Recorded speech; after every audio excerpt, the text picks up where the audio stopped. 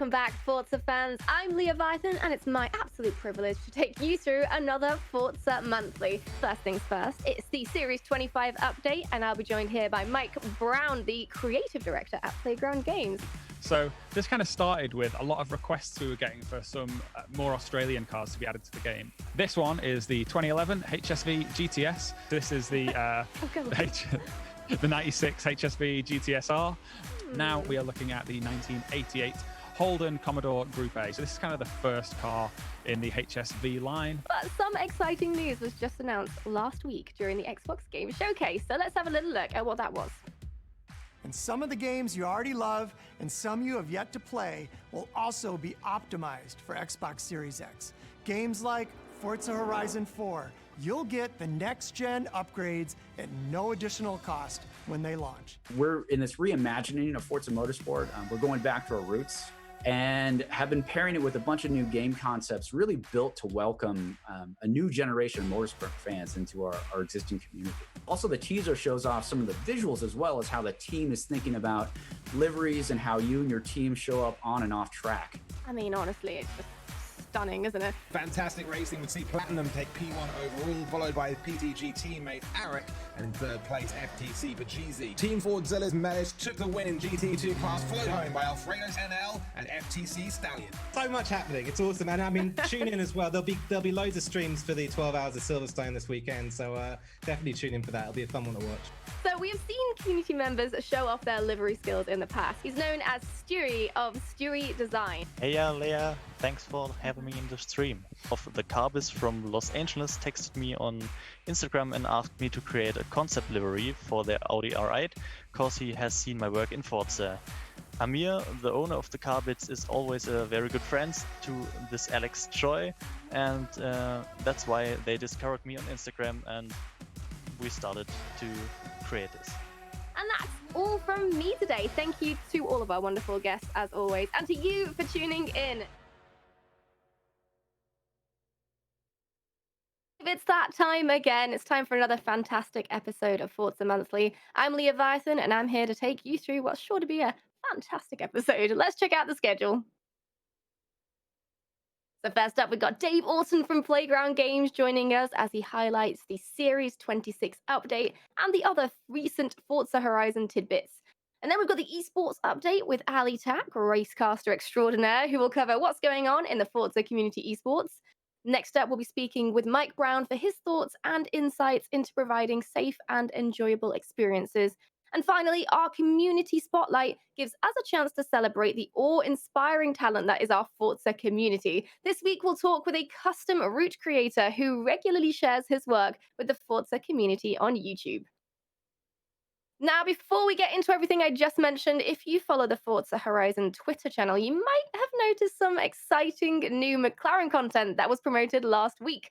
If you missed that notification, then you should definitely stick around right after this show when it will be premiering. And in fact, Bruno, Senna would love to have you watch. Check this out. Hey everyone, I had a great time road tripping with Ali in Forza Horizon 4, and I even surprised myself getting a few wins in some of our challenges. A highlight, of course, was meeting some of the Brazilians from the Forza Esports community, Zoom and Handicap. These guys, super nice guys. So I'm really excited for you guys to check it out. It's always a blast getting behind the wheel of a McLaren Senna, even if it's virtually. Of course, it's a car that's very close to my heart. So stick around after the Forza Monthly and catch the premiere, guys. Don't miss it. See you soon.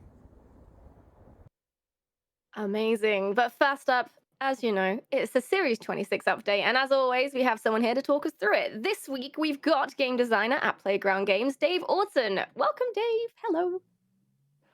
Hi, Leah. Great to be here. Thanks so much for having me. Yeah, super excited to talk about Series 26. Absolutely. Have we got any brand new cars to swoon over this time around? We do. We have 3 brand new cars, so we just jump straight in. So first up, we have the Bentley Turbo R from 1992, and this was the ultimate Bentley back in the day. There were 2 models behind this car. There was the Brooklyn, the Turbo R. The Turbo R was kind of more fun, it's faster, and that's what we've added. It's worth saying that all these cars around this era were all fully hand-built, so there's a really enormous quality that came with these cars. Yeah, absolutely. And they're known for their luxury, aren't they, Bentleys? Is there anything special special? Special about this Yes, car there in is. particular? Yeah, so on the inside, everything has just got a really awesome leather trim or a wooden trim. It just looks really luxurious on the inside. And you can also change the car horn as well, which is super cool. Ah, And you can get that by completing the Sun Never Set Seasonal Championship in summer. Moving on, I think this is this is Jaguar I-Pace.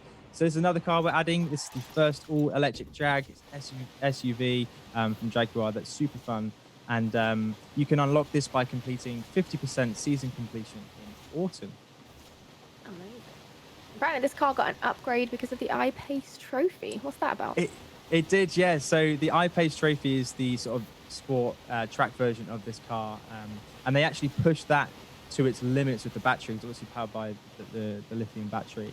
And they found that they could get more performance when they did that. So the regular I-Pace got an upgrade because of all the enhancements and the way they pushed the regular one, which was super fun. And last but not least, this is the Land Rover Velar. And so this one sits in between the lower tier Evoque and the higher range Range Rover Sport models. The one in Horizon's got a supercharged V6 and got a night race horsepower of 380. You can unlock this by completing the Tiding Rover Challenge Seasonal Championship in winter. Looks like you're about to drop off your kids at school. Is there a story behind the name Velar? That's the best. Yeah. So there is a story behind it. From its production all the way through to its name convention, everything was kind of under wraps. So they registered it to a factory down the road so people wouldn't see it at the press. And Velar actually is a kind of a word for hidden in Italian. And so that was kind of suggested by someone there. So from start to finish, everything was meant to be hidden. And that's why the name is Velar. So yeah, really fun. 3 new cars. So super exciting stuff. Amazing, yeah. And I understand on top of that, there are some car packs available for those who don't already own Car Pass. Yes, that's true. So for any of you Forza Horizon 4 players that don't own the Forza Horizon 4 car pass, and you can see some cars in there that you really like, but I wish I had that one. Well, now is your chance. We're bringing 2 new car packs in Series 26. We are bringing the British Sports car pack and the Any Terrain car pack. Now, these contain cars that are currently only available in Car Pass. So you've got the choice to kind of pick the cars that you want without going all the way and getting the entire car pass. So this is the British Sports car pack, and that comes with the 1962 Triumph TR3B, the 1970 Triumph TR6PI, the 2018 TVR Griffith, the MG Midget, and the Vauxhall VX220 Turbo. So you can get behind the wheel of some of Britain's most iconic sports cars, both old and new. That will come in at $699 or £5.79. And then we've also got another one, which is the Any Terrain car pack. And this is very similar deal. It comes with the 2018 Can-Am Maverick X RS Turbo R, the Alfa Romeo Stelvio Quadrifoglio, the Hoonigan Gymkhana 10 Ford Escort Cosworth Group A, the Porsche 185 959 Pro Drive Rally Raid, and the awesome Honda Civic GRC Forza Edition. I had to write that down. I could not remember all those letters and numbers there.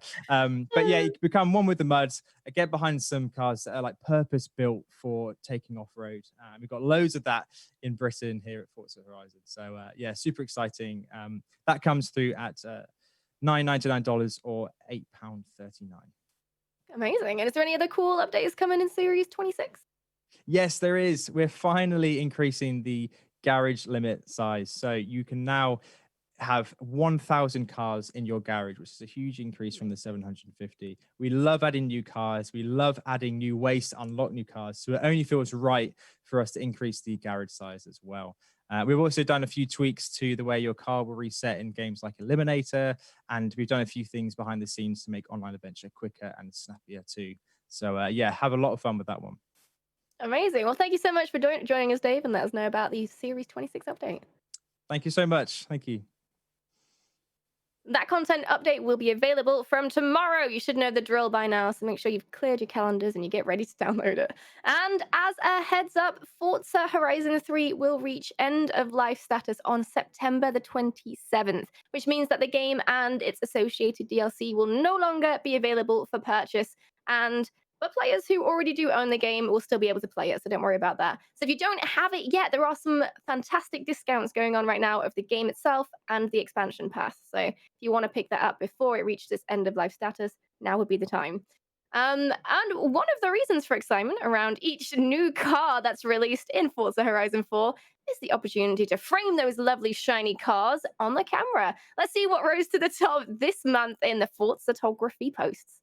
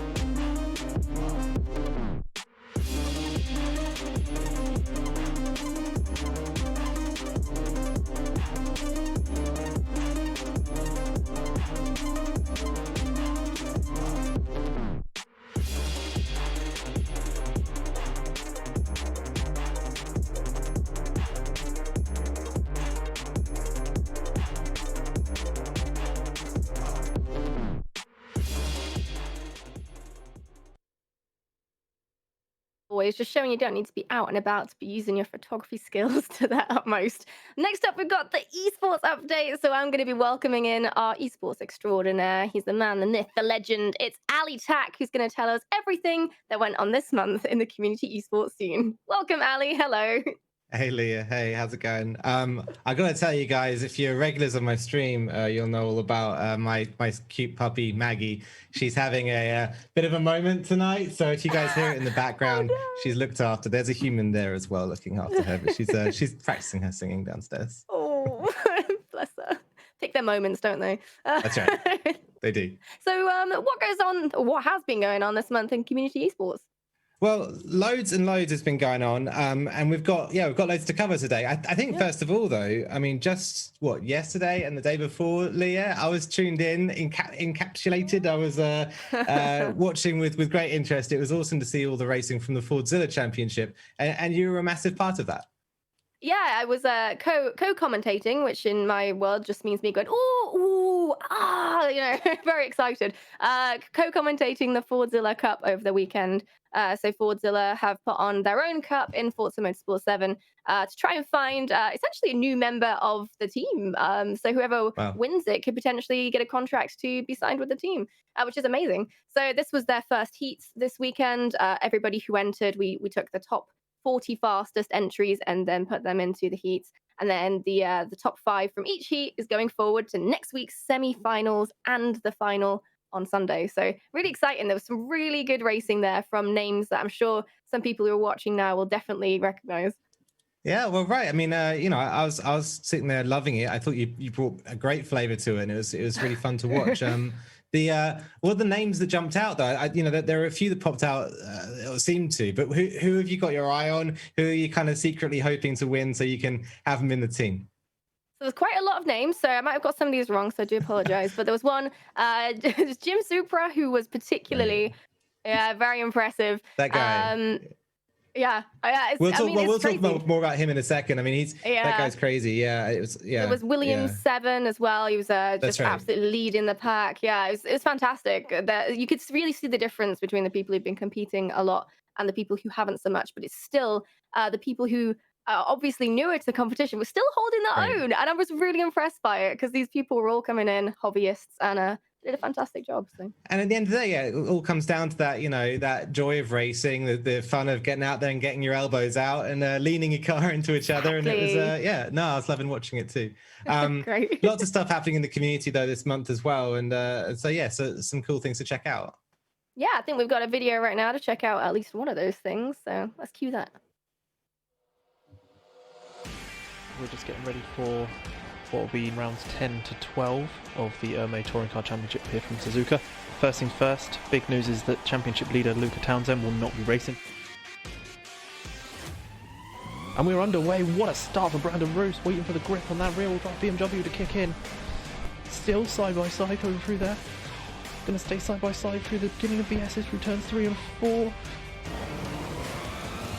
Kirkpatrick is going around on the inside through the Casio triangle, taking the outside line there. Brandon was not giving up that position without a fight. There he comes across the line, taking race 1, Brandon Roos, and taking the fastest lap point as it stands. And we are underway for race 2. What a start from Andrew Lawrence and also from Carl Cully behind him. And this is going to be tight one going into turn 1, and actually Phil, with all of this going on, has got himself into 4th place now. Cully taking the inside line, but that's now allowing Brandon Roos to dive into Degner 2. Contact between the pair of them. Both of them drop back now. As there's a change for the lead, apologies, it looks like. Andrew Lawrence has got past. Looks like it's going to be a run to the line. Ashley Field, last lap move, but Braley with the acceleration down low on that Chevrolet. Looks like it's going to be neck and neck going towards the line. I think Braley took it back. You can hear Rebs are climbing. Who's going to get away first? It looks like a pretty even getaway between the two, but he's got a bit wide, it looks like, and that's allowed Brandon Roos back in, but a bit of contact between the two, and that's going to put Cole Cully back on the inside. Brandon has taken the lead from Garside. He's got a great run on him, my apologies. He's pulling alongside him over the start-finish line, and Kirkpatrick has got the outside line and has already got past for the second time tonight. It's going to be Brandon Roos. Yet another quality drive from him. That was possibly the calmest race I've ever heard, and like the best way. It was so chill. Give us the lowdown on what was happening there. It was awesome, right? It's touring cars, and if you guys have seen a few of my streams as well, you'll know I love a touring car from time to time. Those things can the joy of them is they're front wheel drive, got these turbochargers in them, and you can really get you can get a lot more contact in a touring car than you can in a lot of other cars. Makes for a very specific kind of racing and a very fun one to watch. I was loving that. Yeah, OMA they're called, Online Motorsports Association. They're on Facebook. Actually, I hadn't heard of them before. I was just on Twitch checking stuff out, lurking, and saw this cool cast by them, and just really wanted to show you guys and have a little clip from there. The lead of the championship right now is Ashley Field. Brandon Roos, so we saw putting on some great overtakes just there, is second, and Callum Kirkpatrick is in third in the championship. So all three people who we saw featured in that first race, I think a couple more races have happened since then, are still there at the very top of the championship. Yeah, cracking stuff. Amazing. So there you go. If you happen to be organising your own small championship on your stream, you never know where Ali might be lurking. Keep an eye out. Peeking out and over the top of my table, taking notes. We do have another race to watch though, so let's check out this one. Welcome to the 2020 Tora IndyCar Championship broadcast here on Tora_live on Twitch TV. I'm your host for today, SFM Darkster, joined here by Tora's Wise Boy Racing. Scotson is going to lead us to green once again. We shall see if Scotson or Supra gets the advantage out of turn 1. Dead even off the line. It looks like Karts might actually be pushing Supra around the outside here. They almost go 3 wide for the lead. Scotson will hold it through turn 1. Supra runs a bit wide. Goat looks up to the inside of Supra, can't quite make it happen, so it will be ESV 1-2, but Goat does slot into that third spot ahead of Karts. Just a couple of tenths right now between the top three. You could throw them under a blanket, about a tenth and a half, and Goat's going to go up the left side of Scotson for the lead on the approach to turn number 3. Is he going to keep it done? He's got the line. Scott's on the inside. A little bit of contact there. I think Goat may power around the outside. No, Scotson gets better traction. But he's still there. Who's going to lift here? Somebody's going to have to lift through this kink, surely. Oh, they're going to hold it side by side. Almost contact. Scotson on the outside curve. great racing here for the lead, and we're only on lap 4. He's going to be very tight regardless of the outcome for any track. He's got him. He's going to get him. Pass from Spillgoat. Oh, not quite. Him into the grass. Yeah, Scott left him just enough room not to crash there, and that's going to allow Supra to make his way up into second. But all three of them coming together. Three Scott wide in for grass. the lead. Supra through to the lead, and now side by side for second. Scott actually lost even more. Oh, and it got a spin. Spins off of turn 1. I don't know. Oh, okay, so he's going to have big damage on the left front. So this is going to be a gift back to Scott. Spillgoat looks like he's down in the 7th position. Remember, he is 1 pit stop behind overall compared to the other top runners. So that could influence the gap. But up at the front, Supra 8.9 seconds over Scottson, who is in turn 1.4 seconds ahead of Karts. And then it's a country mile back to 4th position, 19 seconds. But the fight is on for 3rd. There now, this is going to be wheel to wheel in a moment here. Goat is all over the back of Karts. Yep. Okay. Oh, contact again in turn 1. Nope. Oh, he forced it around the outside. Oh, he wiggled it. Oh, the car to crash, so so Goat's definitely going to be good to the end now. So I think the top 3 also have to pit one more time. He is in the pits. So 4th position, Real Spillgoat. Where will he come out? There's Karts. Side by side. Pass complete. Gonna get him. Jim Supra, not a foot wrong all day. The young Irishman, he's won in British GT, he's won at Silverstone, and he's won at Daytona. Congrats to Hydra, winner of round 1 of the Torah IndyCar Series. And Scott will take 2nd place, well done. And then rounding out the podium with a recovery drive, Real Spillgoat of VER, taking 3rd position with a race time of 1 hour, 12 minutes, and 37 seconds. ESV strong showing. Like we said earlier, they're going to come out leading the points championship by some considerable margin. Good on Goat for getting onto the podium. Thanks again for tuning in, and signing off for Wise Boy Racing, I am SFM Darkser, and you've just watched the opening round of the 2020 Torah IndyCar Series.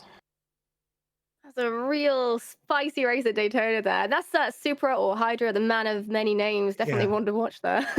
Yeah, no, and a big win from Hydra there from Supra.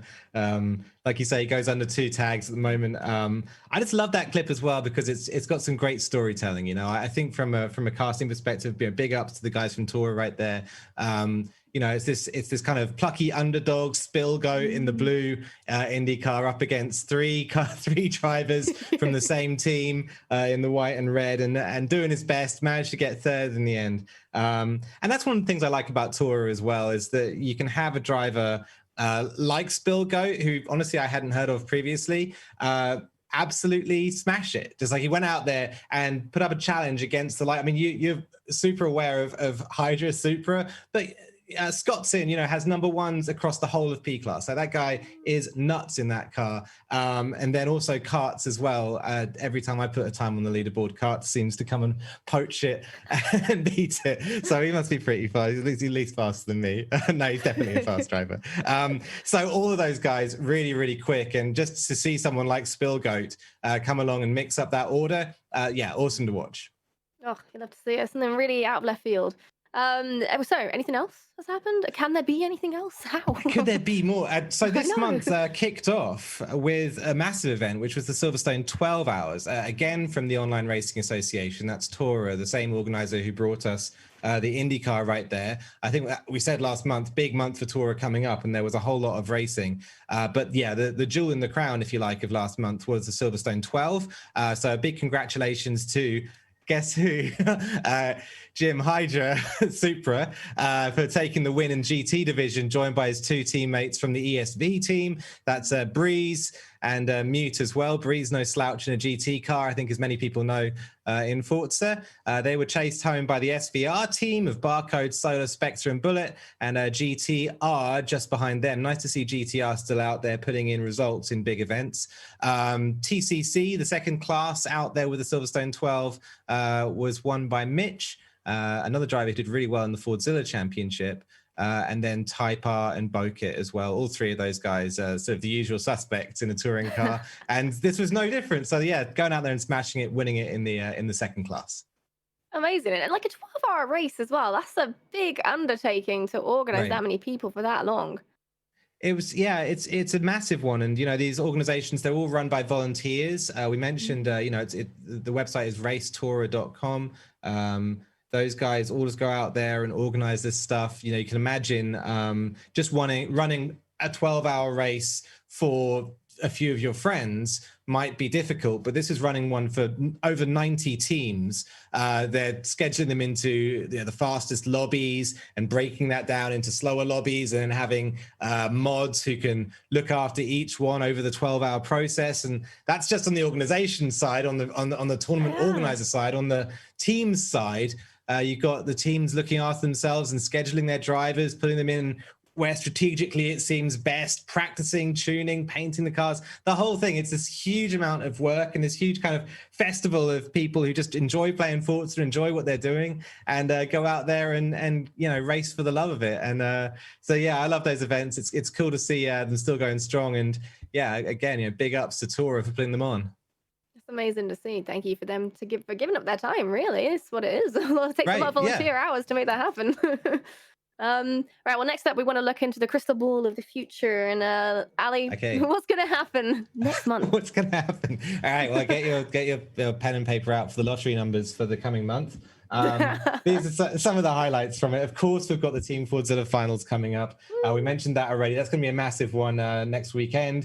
Going to see a driver who could potentially join the Team Forza team. Loving that. The New Wave Racing series just on the same day or the same week at least start their Aston Martin DBR9 series. I was particularly keen to call that one out because the Aston Martin DBR9 is a really great beginner's car for racing. It's really consistent in its balance. It's really built in a nice way.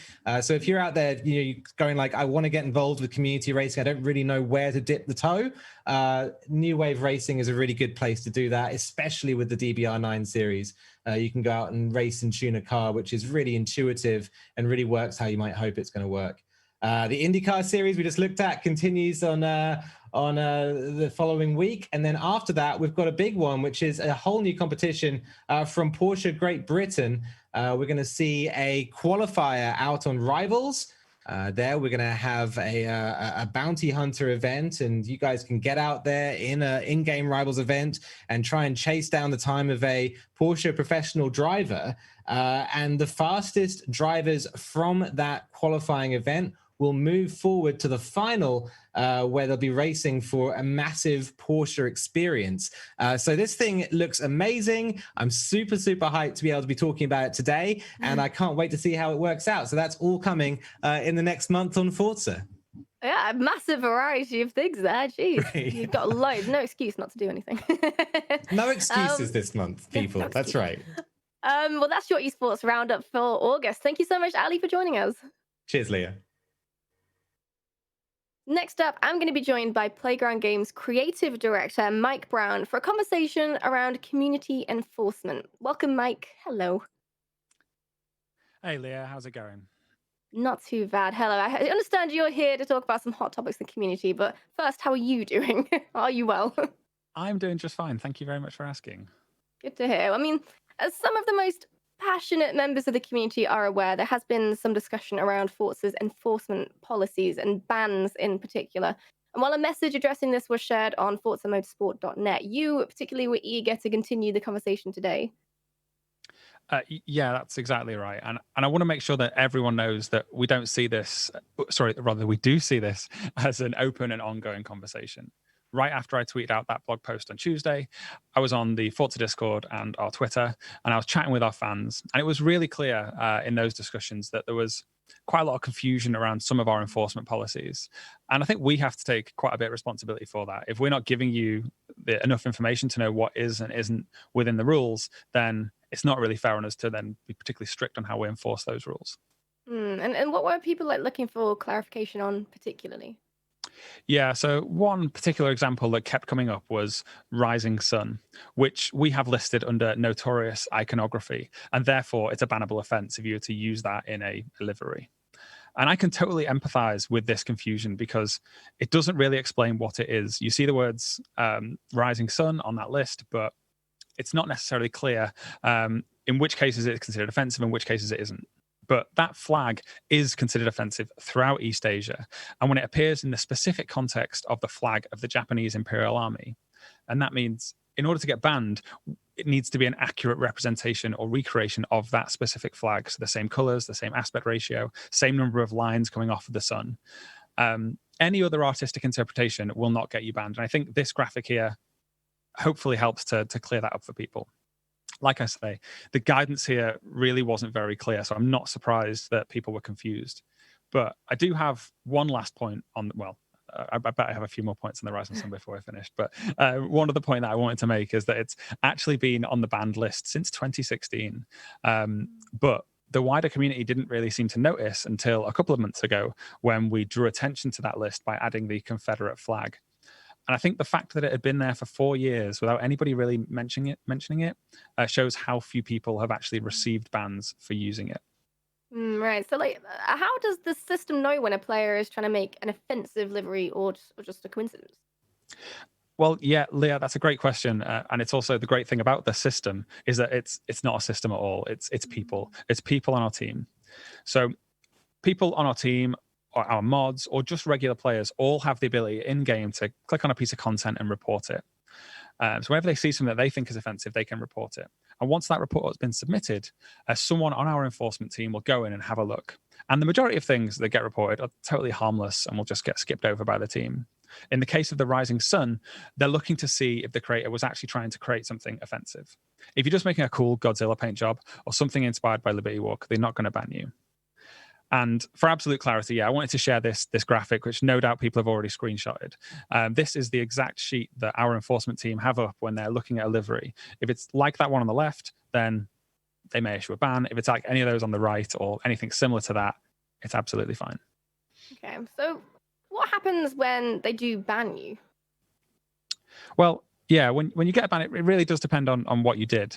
So any racial hatred is going to see you getting a fairly long ban. A crude bumper sticker might see you given a few days timeout. And they can be bans either from the game all up or bans from a specific feature like the livery editor. And again, the severity of the ban or the length of the ban is decided by our support team when they're checking on that reported content. If we've decided that you do deserve a ban, you'll receive 2 messages within the game. The first one explaining the reason for the ban, and then another telling you the duration of the ban. And I definitely think it's worth pointing out here that nobody enjoys handing out bans. Having to sift through all of the reported items where a lot of that content is really genuinely horrible is not a fun job. It's not a job that anyone really wants to do. But Horizon 4 is a game for everybody. And so we need to make sure that it's a safe and inclusive space for everybody. I'm guessing the sort of main point of contention for some people is that maybe they disagree with the ban that they've received. Yeah, I think that's a big part of it. And like I said, it's great that we have real people adjudicating on this stuff. I'd much rather that than an AI.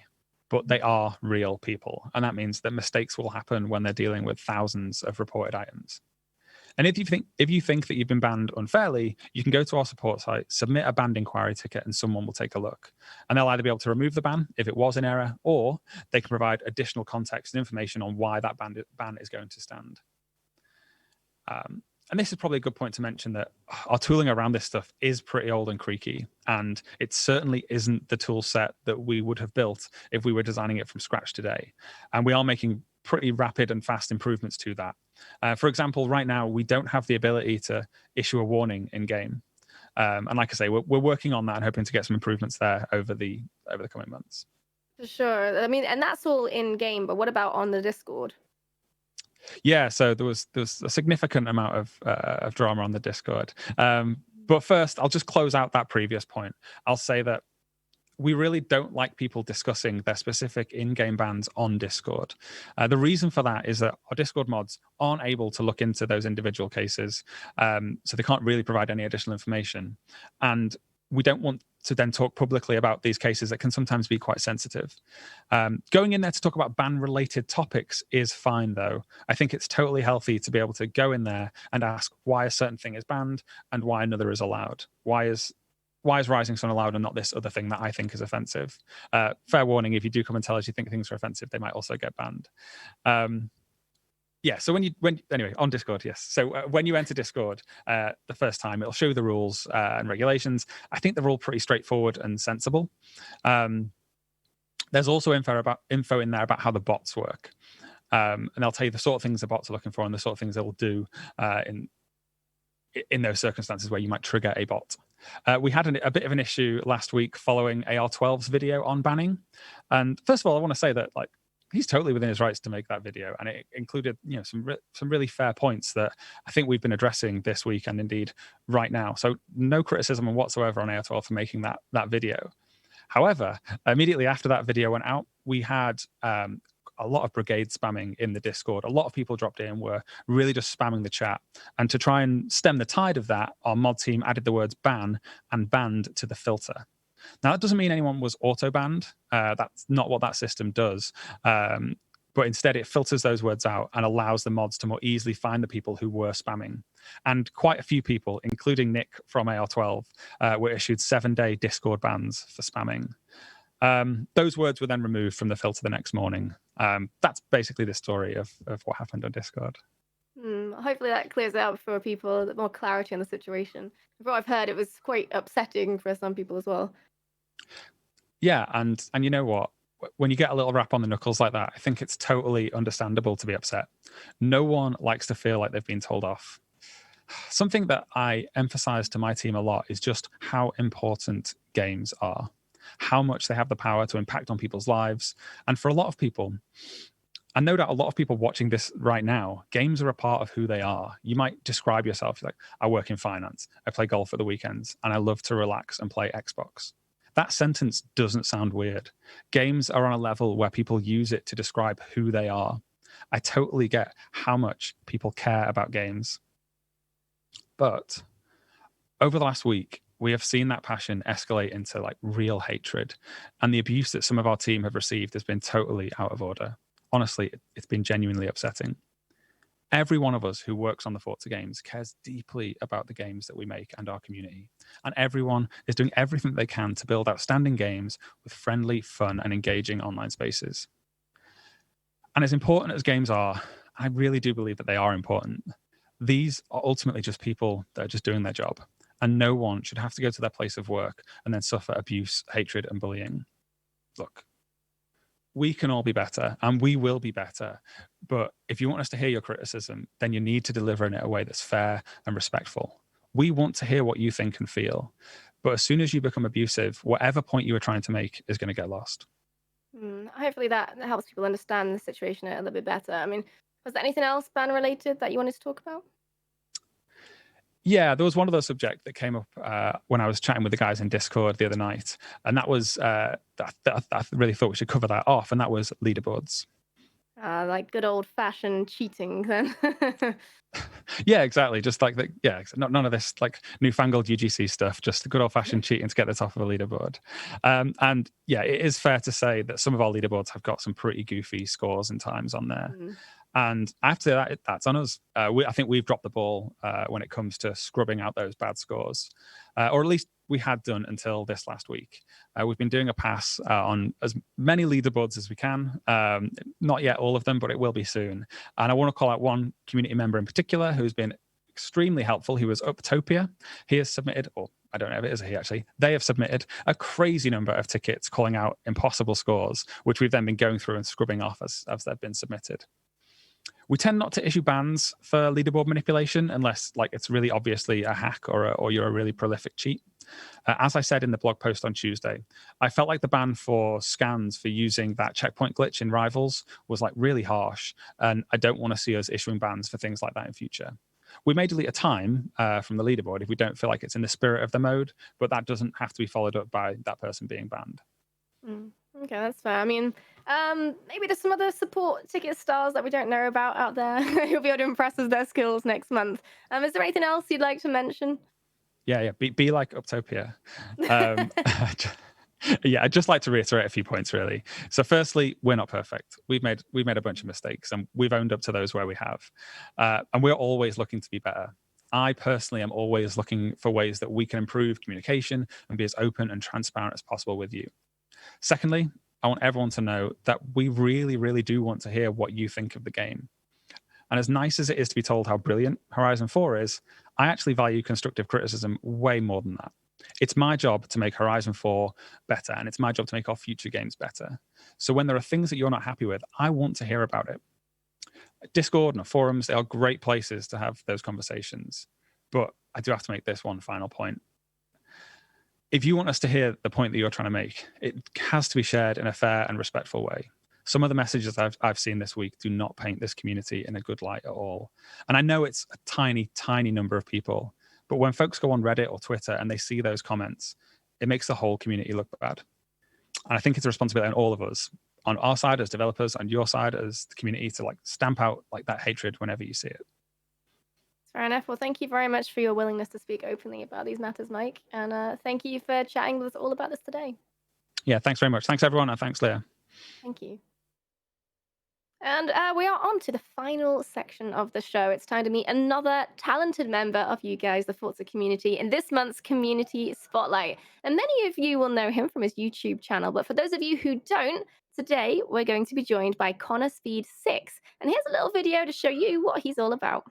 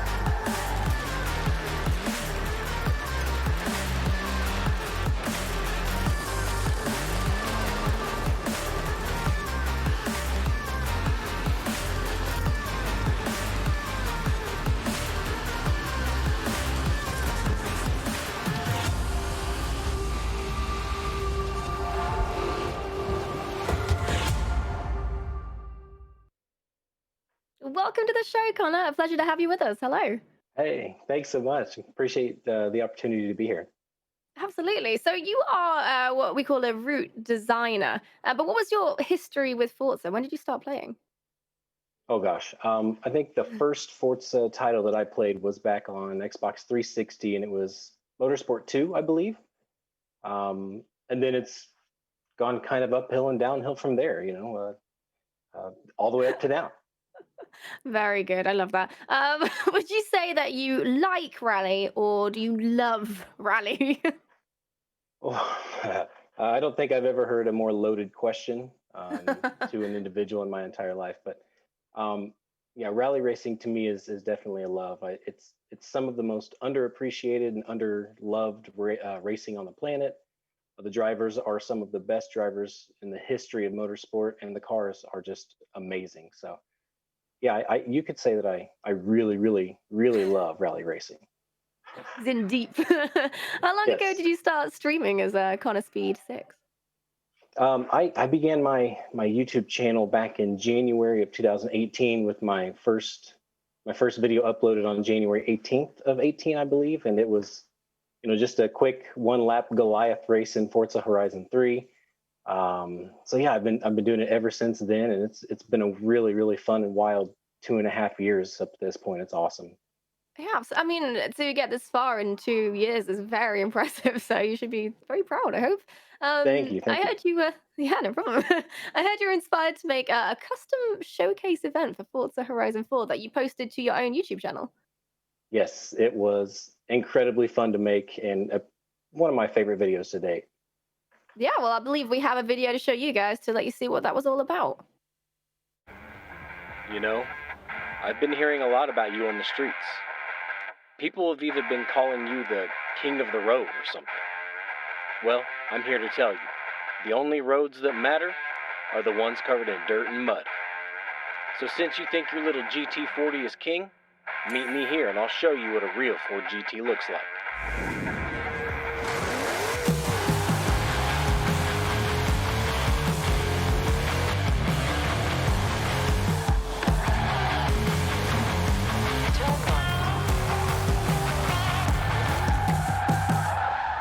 Arrived at your destination. Surprised you made it. Let's see just how fast you think you really are. You stick to the roads, I'll stick to the trails. Good luck, youngin'. Try and keep up.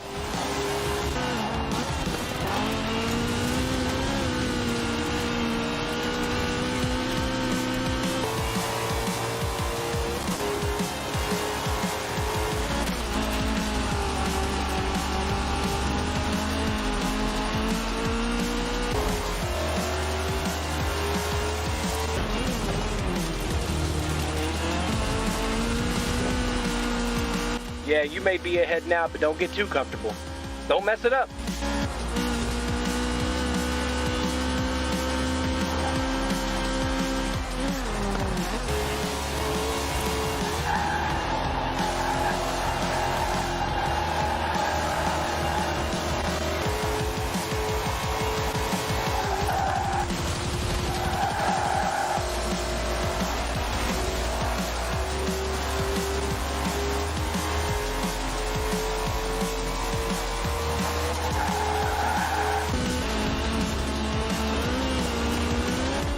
Oh yeah, now we're having some fun.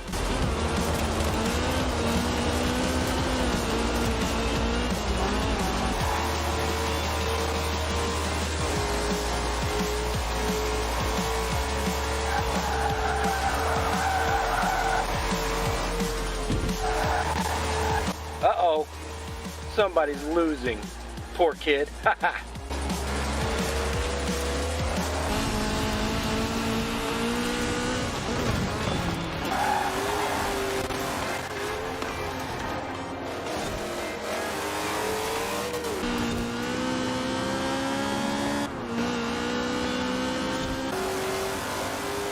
No!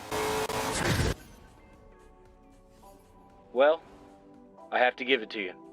That was some really good driving, kid. But next time, you won't be so lucky. So I love that you saw showcases in Forza Horizon 4 and you went, you know what? I love rally, but there's not enough rally in this game. And I'm going to make my own rally showcase. And you kind of did the whole production. That's really That cool. was awesome. I love that. That's one of my favorite videos to date, and I'm really still extremely sour about losing, by the way, but it's okay. Can't win them all. Like No. to make that showcase, you've got to have like a real meticulous understanding of making custom routes. So how did you like perfect those two routes like to come together like that? Yeah, I mean, it takes a lot of driving around the map to kind of know where you're going as well. But it was sort of a lot of tedious testing and looking at different roads and different cross points from where a dirt road crosses a regular road, so I could place checkpoints. But yeah, what I did is I really just built the first the first route, which was road, and then I went from there and timed that. So I figured out how long it took me to finish that route in the test phase of building the route. And then from there, I really just ran in free roam some dirt roads until I found the proper path, I suppose, and adjusted accordingly to where I finished approximately at the exact same time. But yeah, it was really just meticulous and tedious and wasn't a whole lot of fun, but making it was great. I mean, it sounds like there's quite a lot of low-key skill needed there to make that actually work out well instead of mismatching at points. What I'm thinking we need is we need a masterclass from the man himself. We need a presentation with slides and explanations of everything that's going on. Do you have one of those? I may have brought one, yes. Oh, amazing. Let's have a look. Yeah. So yeah, as you can see, studying the map is a huge part of building these custom routes, especially for me. These are all my best practices, so it may vary person to person. But yeah, studying the map is the first and foremost most important thing. So you can kind of decide where you want to start, where you want to finish, and everything in between. Finding the connecting roads and things like that. But yeah, from there, moving on from studying the map, you want to figure out the best start point from there. We can use road blueprints, dirt blueprints, and cross-country blueprints. So you want to make sure that you kind of filter out your map options to where you only show those different races. Figure out where you want to start in relation to where you found the roads that worked best for what you're wanting to do. As for building the route itself, the driving line, in my opinion, is one of the most important things. It's definitely a top three. What I recommend doing for anyone is take a lower class car, maybe an A class car, because it's sort of right in the middle there. Turn your rewind on. That way you can sort of take corners at speed. That way you can get the most natural or the fastest driving line through the corners.